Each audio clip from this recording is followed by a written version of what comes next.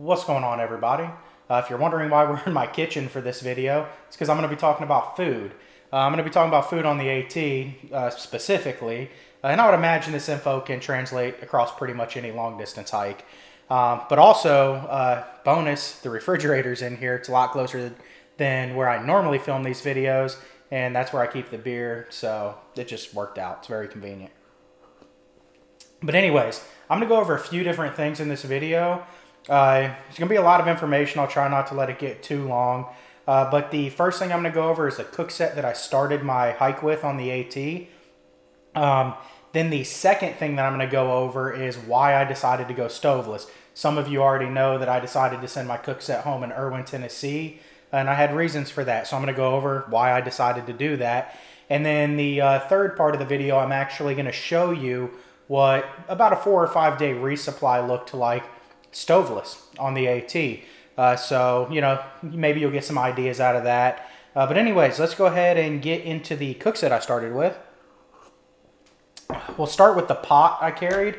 This is the GSI Soloist. It comes in a stuff sack. This thing actually is watertight, and you can use it as like a wash basin. You know, if you actually need to clean out your pot. It's a pretty nice stuff sack.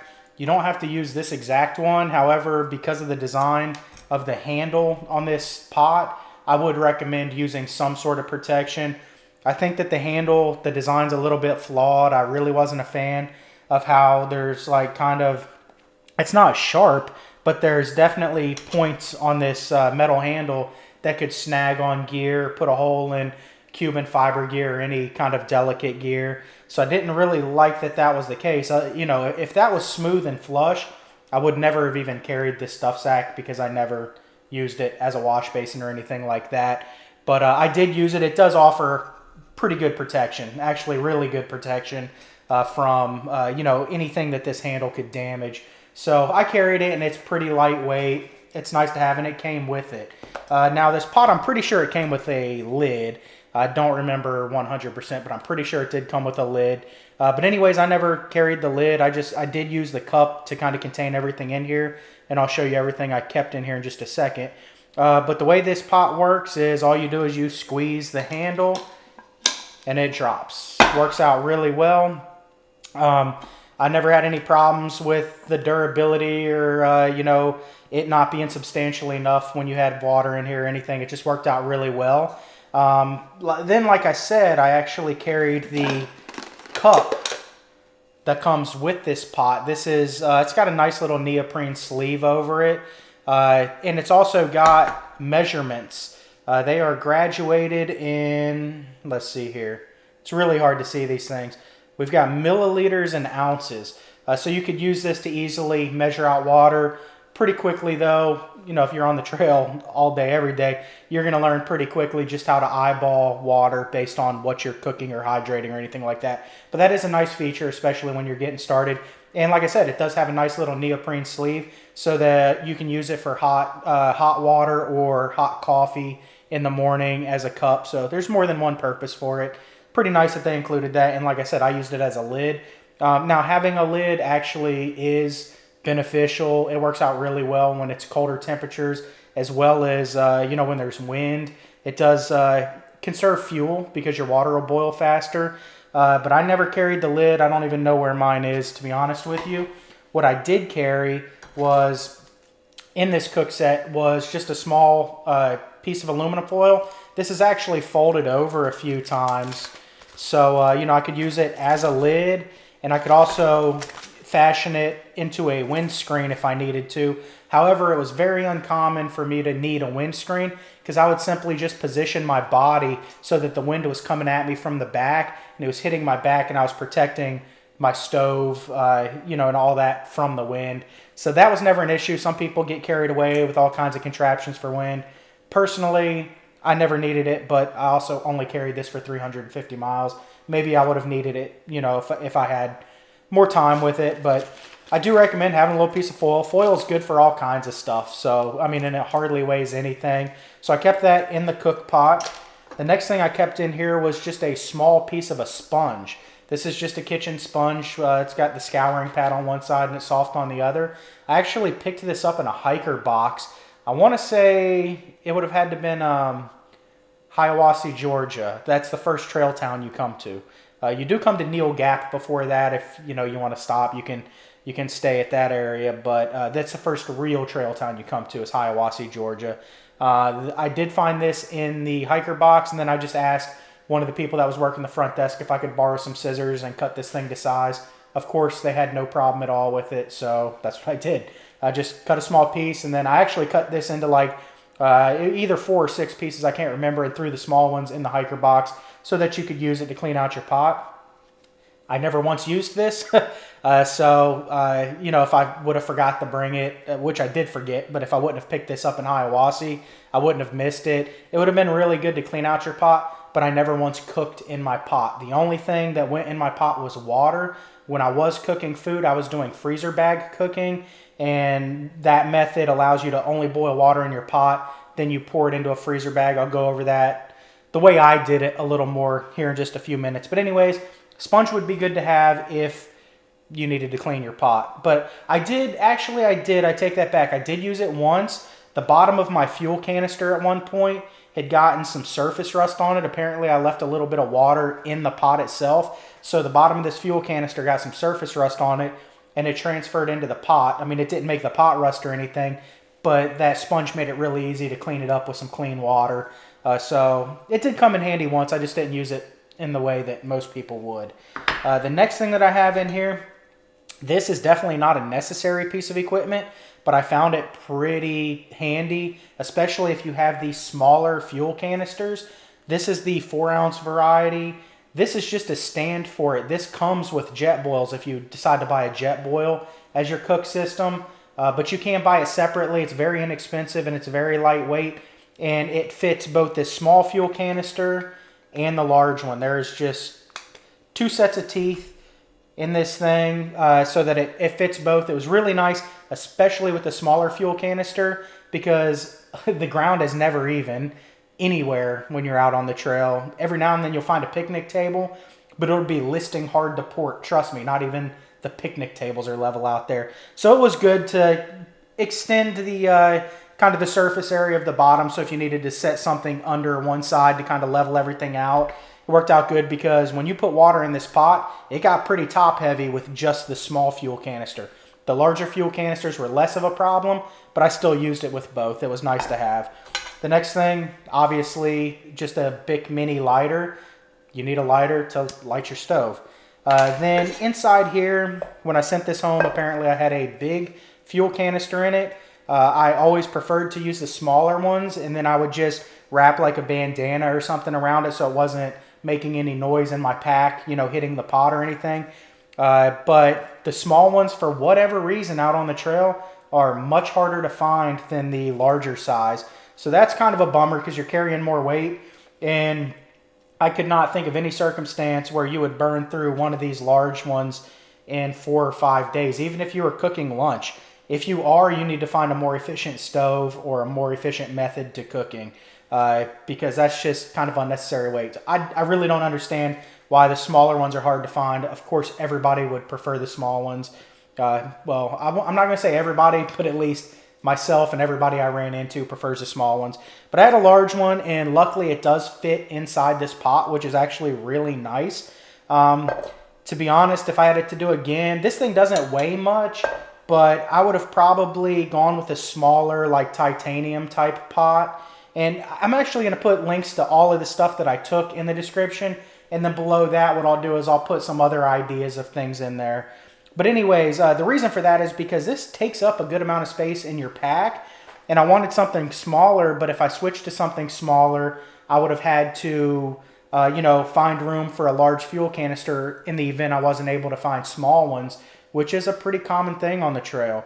But I really could have gotten away with a much smaller pot than this. And the reason for that is I was only boiling water. I didn't have to add the food to this and let it hydrate and expand or anything like that. So this thing, the capacity is at least quadruple what I ever needed on the trail. So like I said, if I had it to do again, I would have, had a smaller titanium one and just hoped to find smaller canisters. But it is what it is. I ended up sending this home anyways. And, you know, going stoveless worked out for me, and I'll talk about more in the future about that. But the next thing I'm going to talk about is my stove itself. This is the MSR Pocket Rocket. It's a really good stove. It comes in this nice little plastic case, which is cool.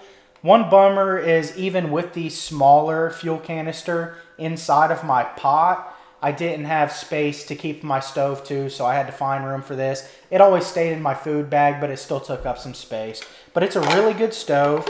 This is the original version, I would imagine. There is like a version 2 now. I can't speak on that because I've never used it.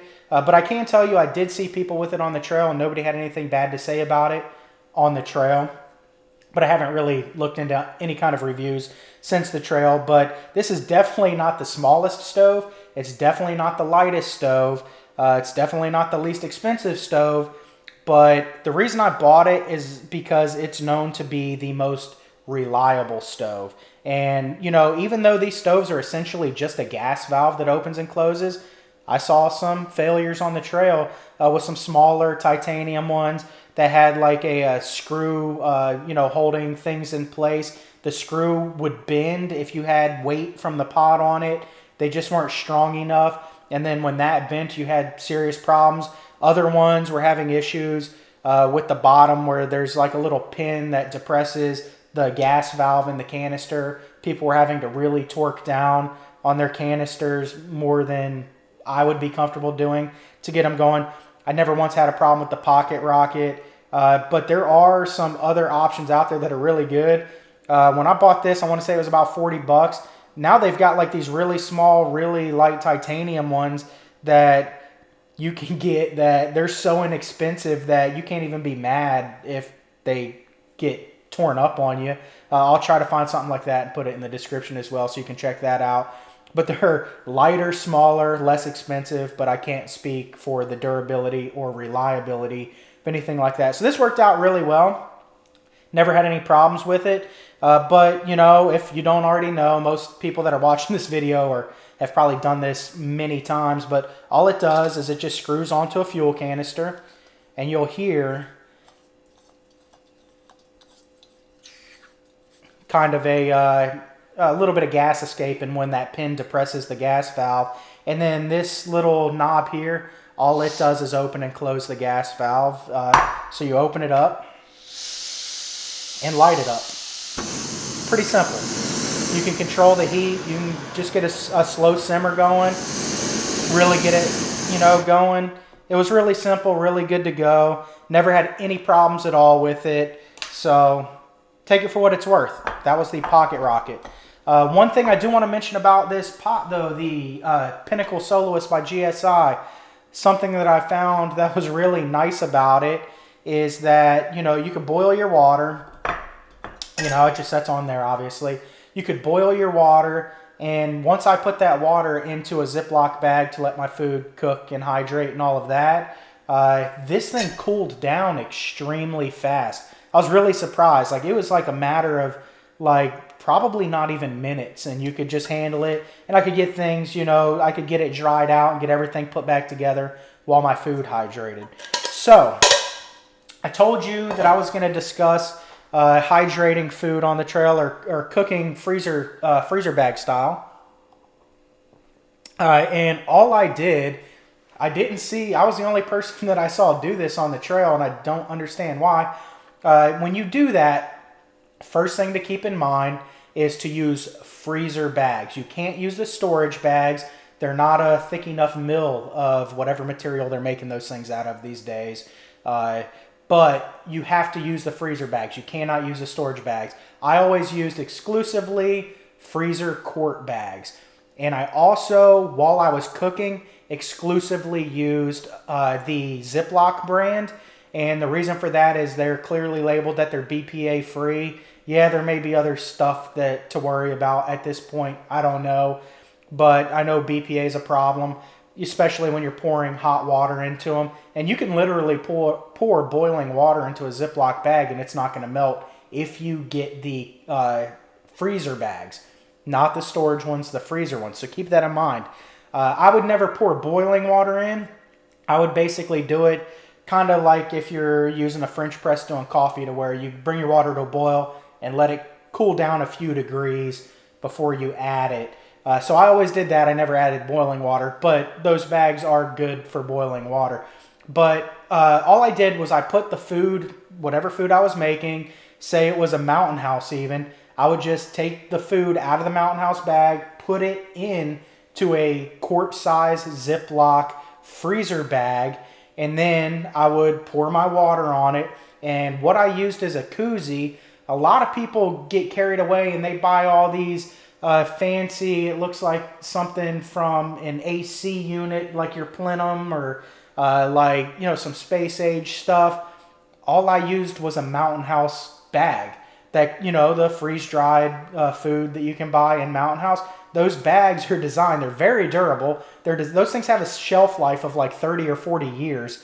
The food does, you know, so the bags are designed to be really durable, and they really are.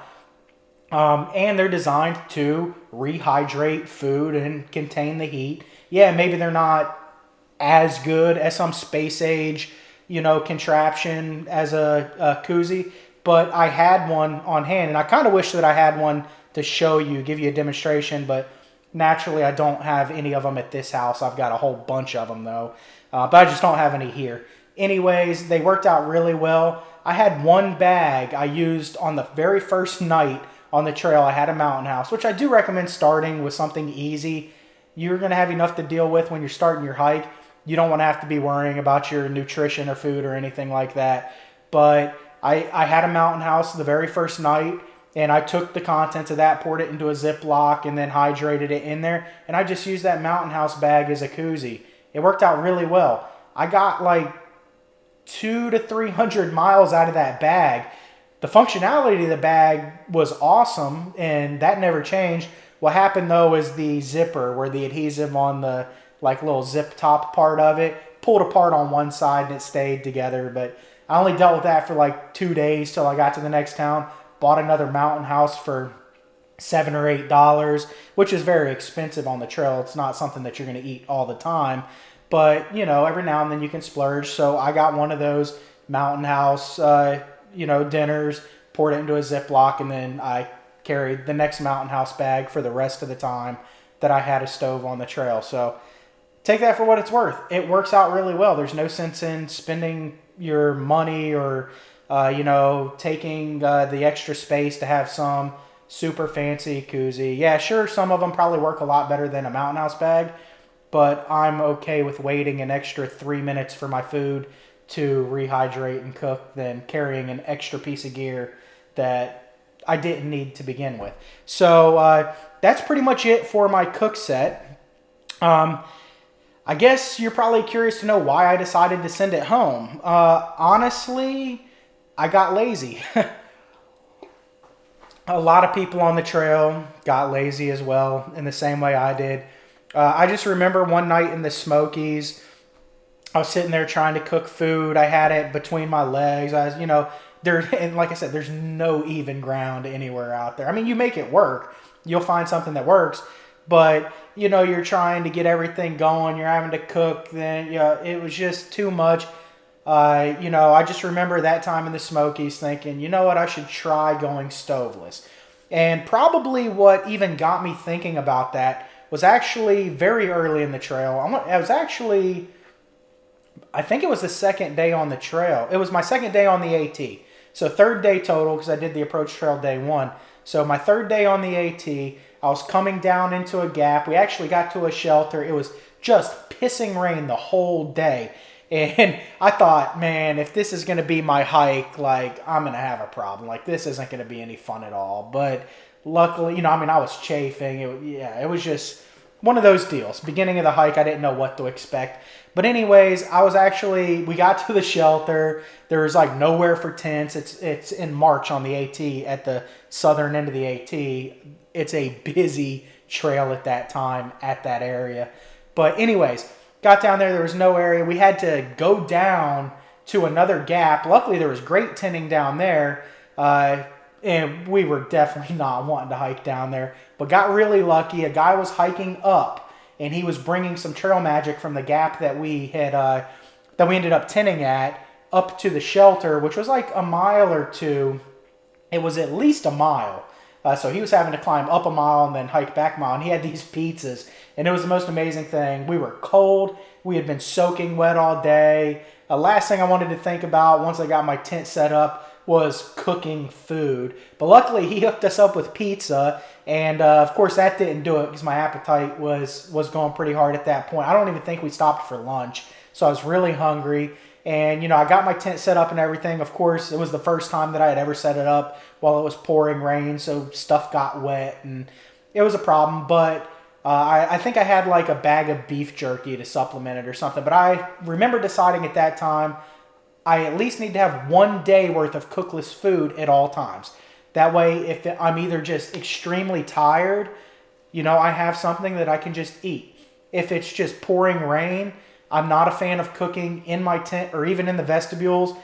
You know, some people do, some people can work it out, but I've never been a fan of doing that, especially with a $600 and something tent that I was relying on to be my house for more than 6 months. So I never did cook in the vestibules or anything like that. Not saying that that's not a thing or it's possible. I just wasn't comfortable with it.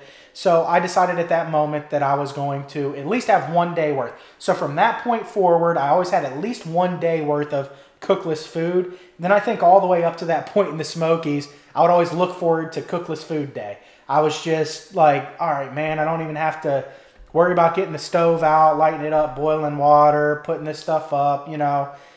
I just decided that it was, you know, probably something I should try. So I did hike a little while farther past the Smokies. I could have sent it home in Hot Springs, which is just north of the Smokies, but I held on to it. My dad actually was meeting me in Irwin, Tennessee. That's where I decided, just screw it. I'm going to send it home. I'm going to try it out. Worst case scenario, by the time I get to the next town, I can get a Cookset back. Plus, I was hiking with Stuck Norris, as most of you know, who I had met on the trail day one.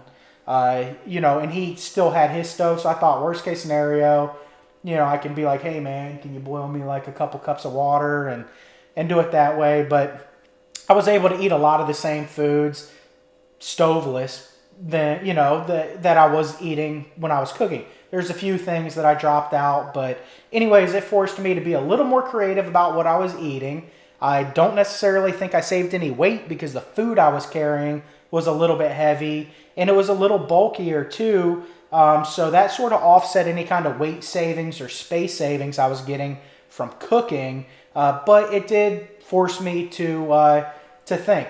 So I didn't have to deal with getting as much water. You know, it takes a lot of water to cook food. Now, I did hydrate food when I went stoveless, so I can't say that's a huge part of it, though it is a part of it. I had more options because I kind of hydrated stuff about every other night. So if I was going to do any kind of camping to where water was more of a pain to, you know, to gather, then I would just definitely do something that I didn't have to hydrate after I went stoveless.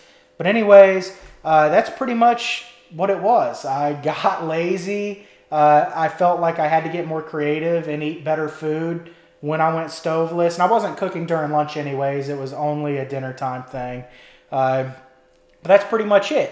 So if you have any questions about that, let me know. Now I'm going to get this mess cleaned up, and I'm going to show you what a 4 or 5 day resupply looked like for me after I went stoveless. And so if all you're interested in this video is what I carried as far as a cook set, this is probably where you should exit, and you can go talk to your buddies about how you should never be stoveless on the trail and you should always carry a stove. Yeah, you can go do that. But anyways, if you're curious, you want a couple of ideas, I'm going to show you generally what a resupply looked like for me on the trail. So you know the drill. Hang tight. Let me get this cleaned up, and I'll be right back. All right, I made it back. As you can see, this is what... Just pretend that this is a bed in a hotel room somewhere between Georgia and Maine. This is what it looked like when I got back from the grocery store. Now, I will preface this by saying that this was a grocery store resupply. You don't always have the luxury of having all of this type of food available to you, but you do get good, up the trail. You learn how to resupply at a Dollar General. You'll get really good at resupplying at a Dollar General. Those things are everywhere. But grocery stores, you do come across them relatively frequently, but definitely not all the time. But this is kind of an ideal situation if you came across a real grocery store or a Walmart or something like that. So we'll get into it. The very first thing that most people ask about, whine about, and all of that when it comes to going stoveless is coffee. Coffee in the morning. Some people just can't live without it. Now, I'm here to tell you, I love coffee. Like, probably love coffee too much. I love it like it's second to beer, probably my favorite thing on the planet. However, I do not like, appreciate, enjoy in any way, shape, or form crappy coffee. So I didn't miss the crappy coffee. I never once, even when I was cooking, made coffee on the trail. I just can't do it with those nasty instant.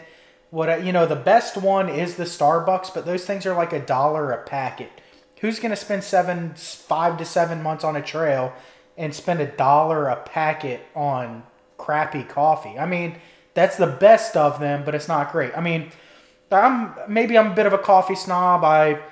I mean, at home, I only do my coffee in a French press. I only get high quality coffee. That's just how I am. So I didn't miss crappy coffee. I did miss caffeine. I do love caffeine. There are many ways to get caffeine. The number one way that I got my caffeine was through these little Great Value. So these were from a Walmart. They're just a caffeinated drink mix. I would mix 2 of these into a liter of water every morning, and I got plenty of caffeine, just as much caffeine, if not more, than I was getting from coffee without having to drink disgusting, nasty, instant. Just, that stuff's not real coffee. I mean, technically it is, but to me, I just can't do it. I'm sorry, I can't do it. So I used these. I actually started with like the Mio Energy. That stuff has a lot of caffeine in it as well. But that gets expensive. When you can find these individual packets, you can save some money. And that's something you got to think about when you're funding a long distance hike. I really like these. There's several different flavors. This one happens to be dragon fruit, which was actually good. But they also have like a grape. They had like a pomegranate acai flavor that I really liked. Anyways, it was good. When I got to town and I was really wanting good coffee, if I could find a good coffee shop, I got coffee. But I didn't miss crap coffee. So that's my piece on coffee. It just wasn't really a deal breaker for me. All right, so breakfast. Every single morning, probably for 3/4 of the time I was on trail, I had the exact same thing. I somehow never got tired of it. But I think that's due in part to having it cold rather than cooking it, and that's oatmeal. So I would just buy this Quaker instant oatmeal. This stuff is inexpensive. It's more expensive at grocery stores than it is at, say, a Walmart or whatever, but you deal with it. You get what you can get. But what I would do every morning, especially after I started to get pretty hungry, that hiker hunger kicked in, I would have either 4 packages of Quaker instant oatmeal, and all I did was I went ahead and I put it into a Ziploc bag, and I'll show you here. This is what I did. I just put it into a Ziploc bag, and all I had to do was add, this would require maybe about 1/3 of a liter of water to hydrate. Yeah, it takes, I'd say 15-20 minutes to get to a point where it's good to eat, but it worked. And for some reason, I like the taste of it better than if it was cooked. Cooked oatmeal, for some reason, I just don't know. I don't know why, but this stays a little bit sweeter. It has a better flavor. Cooked oatmeal, which I do like cooked oatmeal, but I think not cooking it's why I did not burn out on this as long as I had it. So I would do 4 packages of Quaker instant oatmeal. However, if I was able to get my paws on this Carnation Breakfast Essentials, I would do 3 packages of oatmeal with 1 package of the Quaker Breakfast Essentials, I would always get the vanilla flavor because it's relatively neutral. It adds a little more sweetness, but it's the same amount of calories, which is 130 calories per package. So I wasn't losing any calories when I did that. But this stuff has all kinds of vitamins. It's got calcium and iron and vitamin D, things like that. So when I was able to get a hold of it, I did get this stuff, and I would just add 1 package of it to 3 packages of oatmeal. If I was unable to get the Carnation Breakfast Essentials, I would do 4 packages of oatmeal. I did that every single day. So what I would do is I'd buy enough to have, say on this trip we're going to go 4 or 5 days, I would have at least 5 of these already bagged up, ready to go, evacuate the air out of them. They take up very little space. I would do this in the hotel room so that I didn't have any trouble, with boxes or packaging, because you have to pack out your trash. So you don't want bulky trash. You don't want heavy trash. Just put it into Ziploc bags. You're good to go. That was every single day for breakfast. That never really varied. You can find oatmeal anywhere. You can find it at, even gas stations tend to sell it. You may not find the flavor that you, are really fond of, but it's available. So, that's breakfast. So, lunch.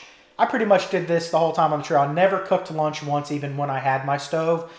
I got to where I was on a calorie drip, some people call it, which is essentially just eating. I never had like a proper lunch. I would have my breakfast, and the oatmeal, I'm really glad I discovered that, because when I did, I found that carried me a lot farther than pretty much any other breakfast type of food that I had dealt with in the past. It seemed like it just sticks with you longer, gives you more energy for a longer period of time. But, a couple hours into your day when you're hiking, you're ready to have something. So, like I said, I went on sort of a calorie drip where I would just eat small amounts kind of every hour or two. So I ate pretty much junk food. This stuff's cheap. It's high in calories. It's got sugar in it. So it kind of gives you that, the little boost as you go. It's pretty much garbage food. It's not even real food, but that's what I ate. So I'd have something like this. We have like these coffee cakes and these little pound cakes. And I'd throw in a couple of packages of Welch's fruit snacks. Just because they taste good. And I would put those all in a Ziploc bag. I would do 1 per day, and I'll show you. I don't want to bore you with me packaging a bag, but it would sort of look something like this. I'd have 1 of these for each day, and I would also add usually like some sort of protein or fat. Like here I have cashews. Sometimes I would get like those individual sized little sticks of beef jerky or something like that to add, so it's not just all sugary carbohydrates and stuff like that. I would try to add some sort of substance, or granola bars, but this bag here is actually a pretty good representation of what I carried on the trail for lunch on a daily basis. Sorry about that. But anyways, I'll go ahead and dissect it for you. I would portion out my cashews. I'd buy however many I needed for 5 days. I'd portion them out into small bags. Now keep in mind, you don't need to use freezer bags for everything if you're not cooking in them. The freezer bags, I was only preaching on that if you're adding extremely hot water too. But you can go with the smaller, lighter, like sandwich storage bags. Work really good. They have snack size ones that work good too for stuff like tree nuts or peanuts or something like that.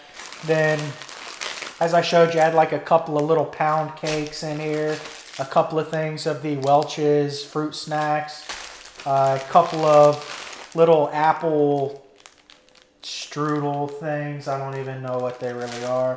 And then something like a Cliff Bar if you haven't gotten tired of them, or like I said, like maybe some beef jerky or a different type of granola bar, something that you're not sick of.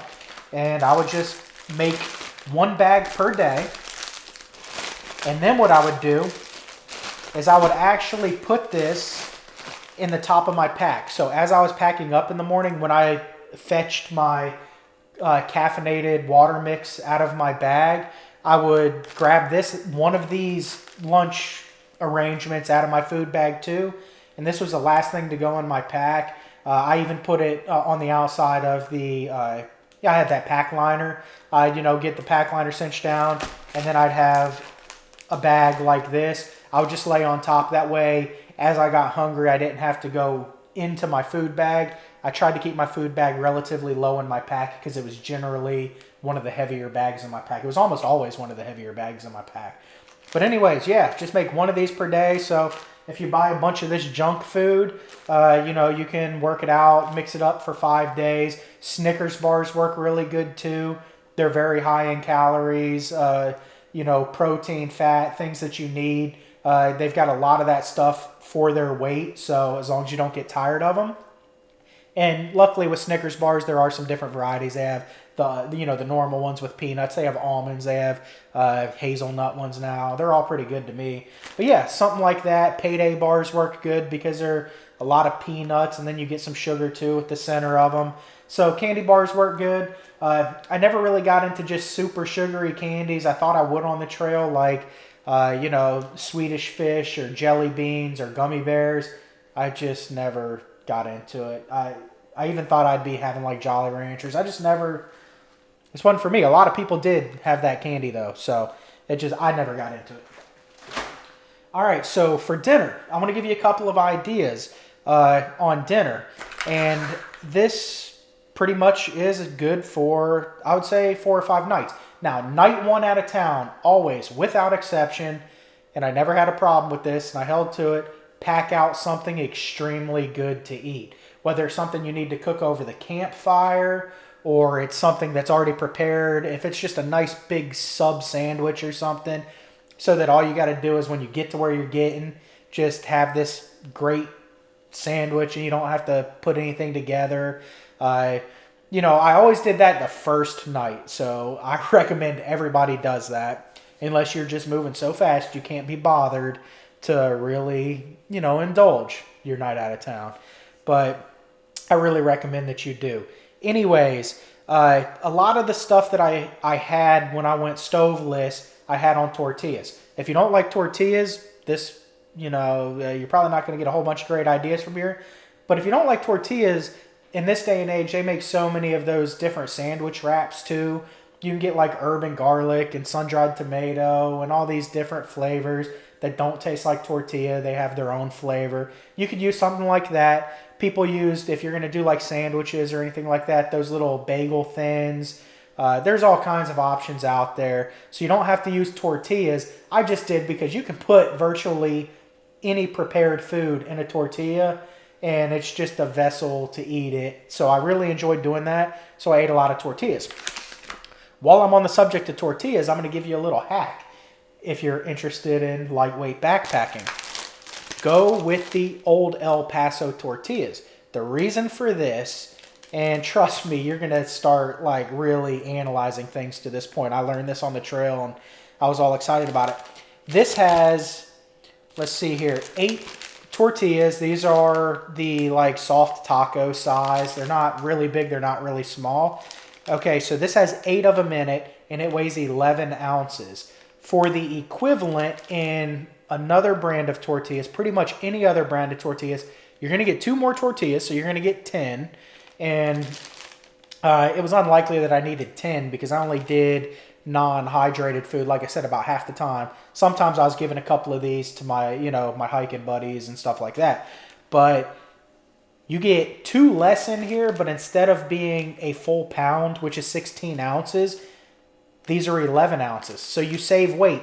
The calories are very close. These are 120 calories. I want to say the other 2 brands that I know of that you can actually pack out without having them stick together are somewhere like 140 calories. So you save a lot of weight and you're only forfeiting 20 calories. So highly recommend these things. They worked out really well and they taste really good. They're not my favorite, but they're up there. And like I said, when you're backpacking, you can't just pick any tortilla out. There's only 3 companies that I know of, in my experience, that have tortillas that don't stick together, in your pack. So you're not like they're ripping apart when they stick together. These old El Paso tortillas do really well. The other one is Mission. Mission makes really good tasting and non-sticking together tortillas. And then there's another one, I forget the name of it. However, it's got like a Actually, hold on. I have some here.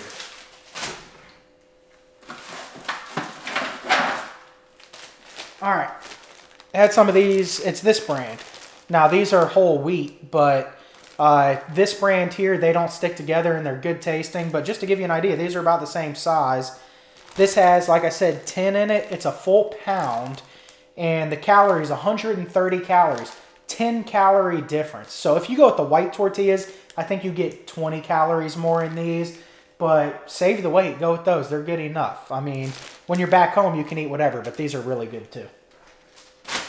All right. So on the tortillas, you can put, like I said, virtually any prepared food on a tortilla. And it's going to be good. One of my very favorite things to do was to get these packages of chicken. This one is it's like the grilled flavor. It's a little bit salty, but it's good.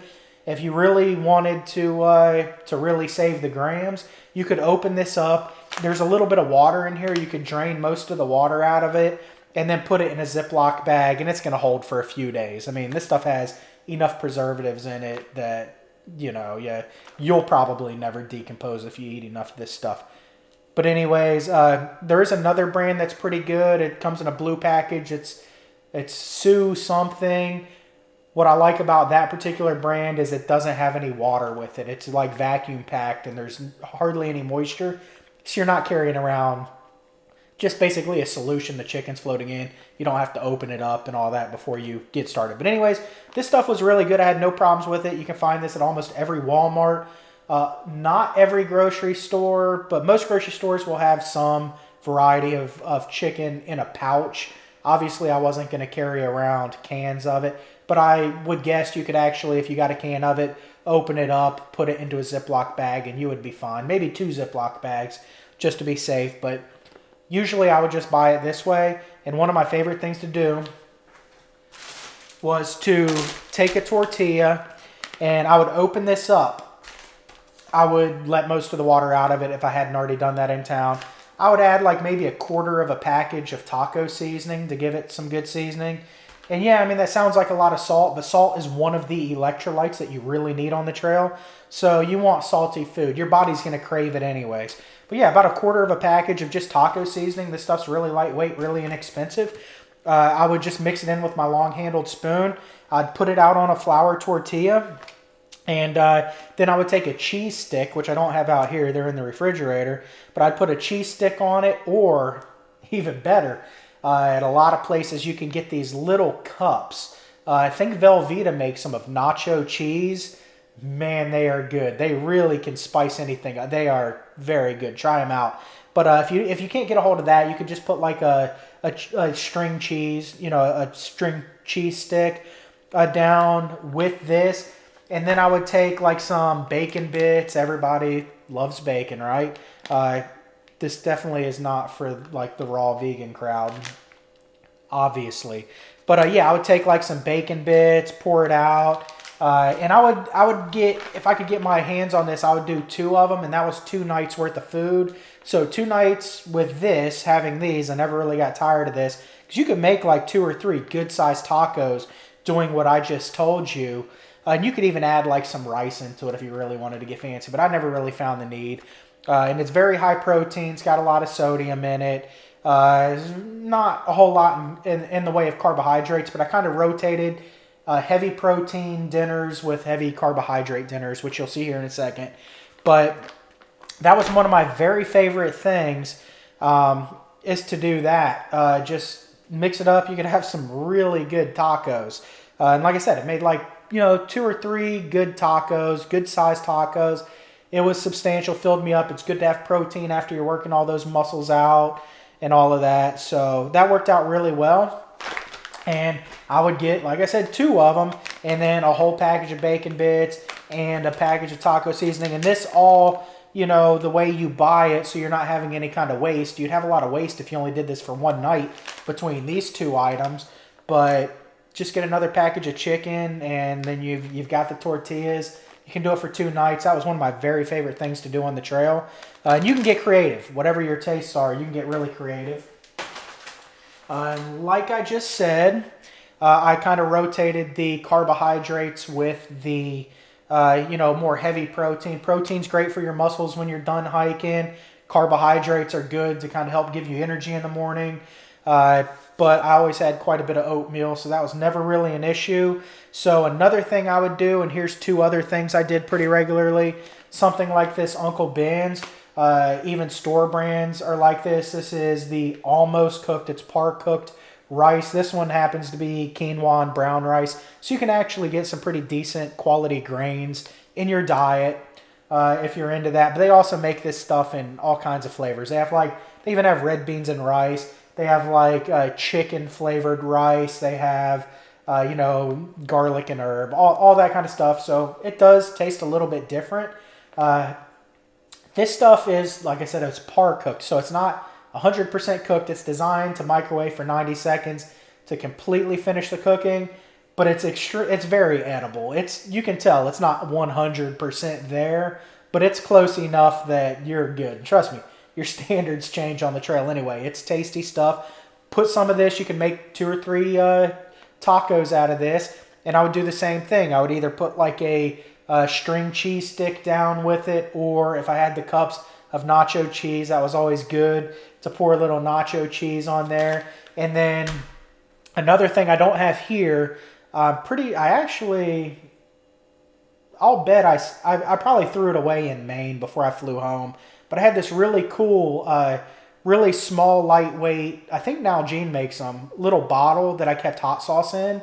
And so it's always good to have hot sauce for even the chicken tacos, or if you're going to do rice or anything like that, tacos like that, to have a little hot sauce on there, a little Texas Pete or Tabasco or whatever it is that you like. I just didn't want to fly home with that little canister. I'm pretty sure is why I threw it away. You know how liquids are on airplanes. Anyways, enough about that. And that's a good high carbohydrate dinner for you. Another thing that I did that I liked was couscous. Couscous, I was actually given this idea by Mongo. He owns the Lick Skillet Hostel somewhere in Virginia. I don't know. All this stuff is running, it all runs together at a certain point. Really cool hostel. He's converted an old church. You should check it out. And he's a really nice guy. But we got on the conversation, which that's pretty much all you talk about once you're out on the trail is food. And he's done a lot of the trail or a lot of hiking, over several years. But we got on the topic of food, and he brought this up, and Stuck Norris and I both tried it, and it's extremely good. This couscous mix, all you have to do is add water to it to hydrate it. You don't have to cook it or anything like that, and it takes maybe 20 minutes, if that, to hydrate. This stuff's inexpensive, and it's a really good high-quality grain, so you're getting good food while you're out there. Hydrate it, but if you want to take it a step further, it comes with a flavor packet. This one happens to be Parmesan. They also make like a wild mushroom, and I don't know. You all have been to the store. You can figure it out. But they make, they have a little flavor package in there you can add to it. But if you can get those little things of nacho cheese, man, you got cheese grits. Yeah, it's not hot, but if it's the middle of summer in Virginia, it's pretty much hot. But you've got cheese grits. It worked out really well. For you folks that are not in the South that don't know what grits are, it's basically polenta, but made with white hominy corn. Just Google it if you don't know what grits are, but they're delicious. It's a staple in the South. I really liked that. It was really good. And this stuff's really lightweight. It's really expensive, and that tasted pretty phenomenal. So one other idea I have. So this right here, what I've showed you, as long as you had enough oatmeal for breakfast and enough, junk food for lunch to get you by. We had the dinner I packed out. I would pack out on the first night. Then we have 2 nights of chicken tacos. Then 1 night of tacos with rice. Then couscous. That's 5. You always want to pack out at least 1 extra day worth of food. That should go without saying, but I'm here to tell you, always pack out 1 day worth of food extra beyond what you think you need, no matter how fast and how awesome you think you are. You never know. It could save you from having to hike in the cold rain. If you, say you strain a muscle and you just need to go slower. That happened to me. I had a calf that I pulled, and like it was kind of an on and off thing. Like, so sometimes it was slower going than I thought. Less mileage in those days. It's always good to have one extra day of food. And then the obvious is in an emergency situation, it's ideal to have that extra day of food. But that gets you through there. But one other thing I actually kind of liked on the trail was ramen. This is just 2 packages of ramen noodles. I would crush them up in the bag they came with. Be careful because those bags are fragile. And then I would just pour it into a Ziploc bag. This is a quart-sized bag. Leave the flavor packaging, or little flavor packets in here. And then what I would do, it takes about a ½ liter of water to rehydrate this. And it takes 30 to 40 minutes, so it takes a good bit longer than doing it normal. But what I would do is if I was going to have this right when I got to camp, I would add the water. Then I would go ahead and get my tent set up. I would go get water for the evening and enough for the next day and all that. And usually by the time I'd even set up the hammock and be ready to go. By the time I had all of that stuff done, this ramen was hydrated, ready to go. I poured the flavor packages on there. Yes, this stuff's loaded with MSG, so it's not optimal for your health, but it's got a lot of the stuff that you need in it while you hike. It's got a lot of fat in it. It's got a lot of carbohydrates. It's got a lot of sodium. It's really inexpensive, really lightweight. I highly recommend trying it out if you haven't already. It tastes just as good to me, personally. It tastes just as good to me, just rehydrated cold, as it does when you heat it up, and it's just less of a pain to do it that way. So you can even throw one or two of these in your bag for backup. And the beauty of this, too, is if you have like a few extra dinners, that can always be interchanged with lunch, especially if you're not cooking anyways. You're cookless, so you don't have to like go through your pack to find a cook set or anything. You can kind of mix it up and change things up. So it gives you some options. That's something to keep in mind. Then on top of that, I always kept a few extra things just in case I got hungry. Stuff like some beef jerky, just a bag of beef jerky to get you through the week. However, you all know how it goes. The second you open this thing up is the second that you're going to eat the whole thing. As soon as you open it up, you're going to eat it. That's just how beef jerky goes. But it's good to have. It's good protein, a lot of salt in it, which you need. So I'd always keep something like that. And then sometimes on the nights that I went carbohydrate heavy, if I felt like I needed protein, I'd always carry like some tuna fish. They have all kinds of different flavors out there now, so you're not going to get as tired of them as you would have if it's just, light or albacore tuna in water.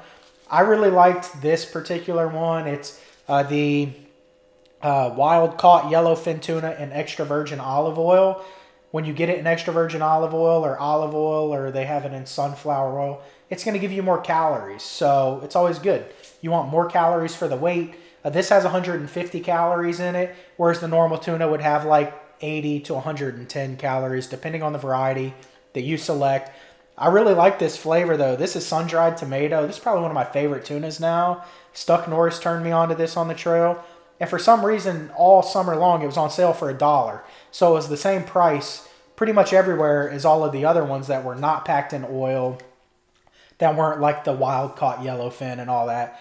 But this stuff's really good. I don't even really particularly like sun-dried tomato flavored things, but this is a good tuna. They do make like the standard one, but also they make, just in the regular tuna, they have a handful of different flavors that are really good, keep you from getting tired of them. So I always keep these because they don't take up much space. They do add up as far as weight's concerned, but you can always find a time to eat these while you're out there, and trust me, you can never have enough food. So that pretty much gets us through a week worth of food. If you have any questions for me, let me know.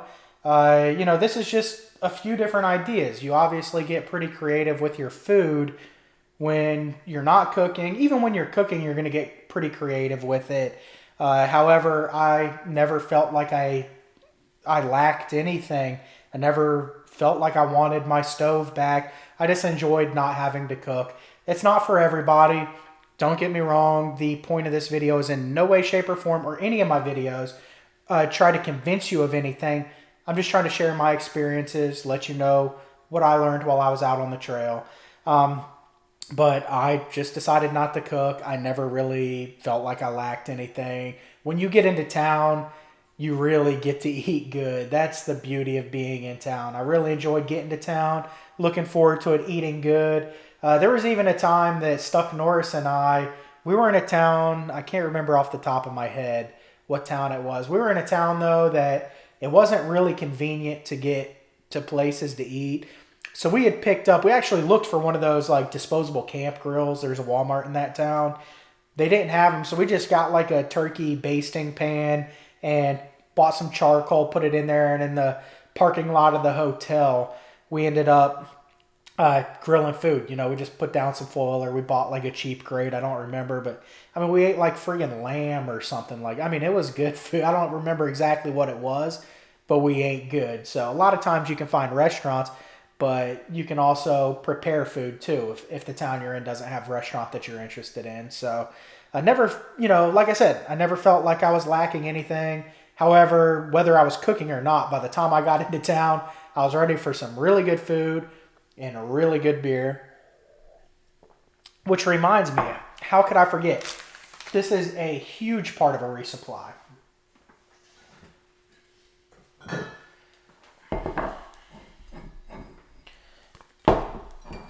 All right. I carried an extra bottle, and, I always tried to fill it with some type of alcohol when I packed out. Wine was available in a lot of places. It just depended. It depended on where you were on the trail at any given time. It's a county by county thing in a lot of states, but wine's pretty readily available most places. So that's good. That'll get you through a night or two to have a good night, at least the night out of town.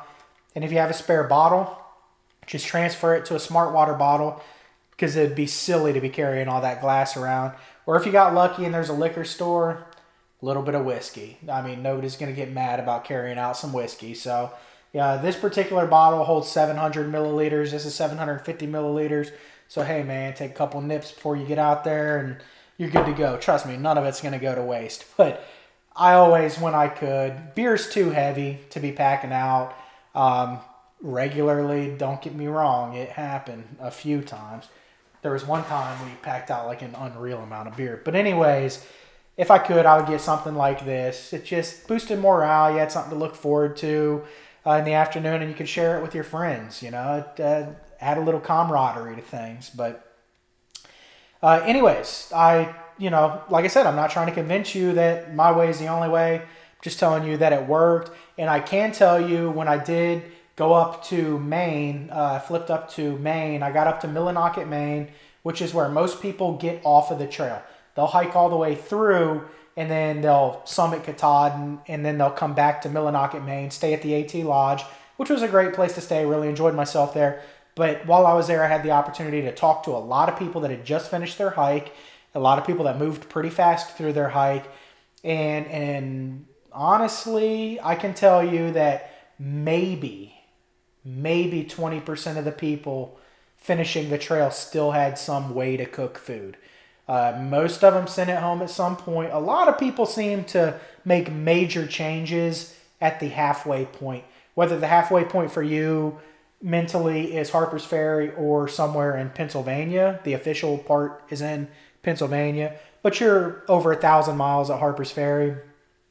Anyways, it just seemed like when I got to talking to people about whether it's their water filtration method or their food or any of these big things, it pretty much always, somewhere around halfway through the trail for these people, they made major changes. And I can tell you, just in my experience, the people that were there in Millinocket while I was there, it was a very small amount of people that actually were still cooking food. So take it for what it's worth. It doesn't mean that that's the right thing to do. It doesn't mean it's the wrong thing to do. Some people really enjoy having hot food at the end of every day, which I can totally appreciate. I just didn't miss it. So to wrap it up, would I do anything different? No, not really. I told you, like, the cook set I had was not the lightest or,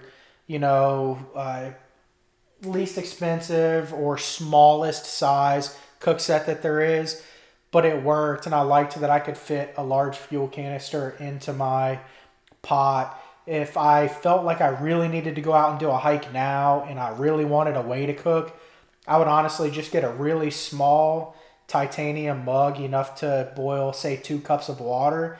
And I would just carry that. And then if I really felt like I needed to boil water, I would do one of two things.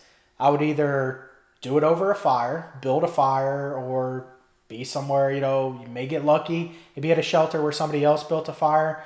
But, build a fire and just boil your water over a fire, or just ask somebody with a stove if you can maybe boil a couple cups of water. It takes like 2 or 3 minutes worth of their fuel, and maybe you can like trade them for some. Hey, if you got this out there, you can get people boil your water for you if you hook them up. All right. So there's ways around all of this if you absolutely feel like you need to boil things. But anyways, I wouldn't do anything differently.